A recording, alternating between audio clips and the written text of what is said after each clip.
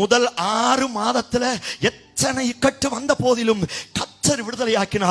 ஆண்டவர் சொன்னா, 6ஓட நிறுத்திட மாட்டேன், இந்த 7வது மாதத்திலும் எந்த பொல்லாப்பும் உன்னையும் உன் குடும்பத்தையும் தொடாது என்று கர்த்தர் வாக்குத்தத்தம் பண்ணுகிறார். எத்தனை பேர் இந்த வார்த்தையை நம்புறீங்க? பக்கத்துல உங்களை கண்ணை பார்த்து சொல்லுங்க, பொல்லாப்பு உங்களை தொடாது. நம்புறீங்களா? எத்தனை பேர் ஆமென் சொல்றீங்க? ஏன் என்ன பொல்லாப்பு தொடாது? கர்த்தர் என் மேய்ப்பராய் இருக்கிறார். எத்தனை பேர் ஆமென் சொல்றீங்க?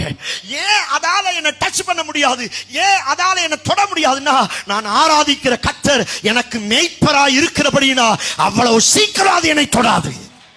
எத்தனை பேர் ஆமென் சொல்றீங்க? சத்தமா தான் ஒரு ஆமென் சொல்றீங்க. 2, ஏன் பொல்லாப்பு என்னை தொடாது அப்படின்னா, நான் உன்னதமானவருடைய நிழலில் இருக்கிறேன். நம்புறீங்களா? சோத்திரம். ஏன் பொல்லாப்பு உங்களை தொடுவது கிடையாது?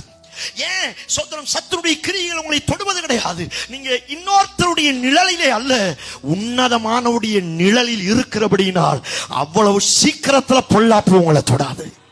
எத்தனை பேர் ஆமென் சொல்றீங்க? 3, ஏன் பொல்லாப்பு என்னை தொடாது? பகலிலே மேக சம்பமும் இரவிலே அக்னி சம்பம். அந்த வார்த்தை இப்படி சொல்லி இருக்கிறது, நான் அதை சுற்றிலும் அக்னி மதிலாயிருந்து கர்த்தரனை பாதுகாக்கிறபடினா பொல்லாப்பு இந்த மாதத்தில் என்னை தொடாது. நம்புறவங்க கையை தட்டி கர்த்தருக்கு மகிமை செலுத்துங்க.